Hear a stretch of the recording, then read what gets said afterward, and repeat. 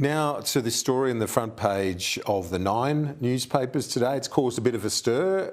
One former Prime Minister, Paul Keating, didn't like it. No, and he's been sympathetic to the Chinese government cause, I guess you could say, Paul Keating, but still he's really scathing here. We awoke this morning to warnings in the Nine newspapers that we're about to be invaded by China. Well, the trouble is one of the experts quoted said 3 years ago there would be a war in 6 months. Can this lead to war? Well, I think there are a couple of flashpoints in the region in the South China Sea and Taiwan, which give rise to serious concerns about the prospect for military conflict in months, right? Not years, but in months. So that was 3 years ago, a war within months. Now there's a war within 3 years, he says. No doubt there are genuine fears about the prospect of China invading Taiwan.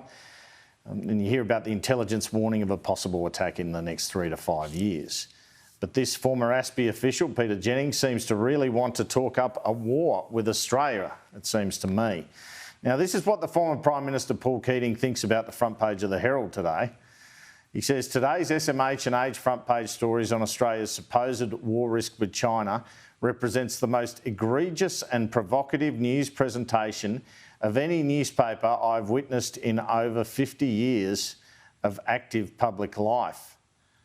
Jeez.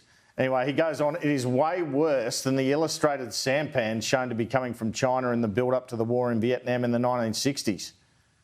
How about that? Wonder how the Herald editorial conference is going today, Kieran.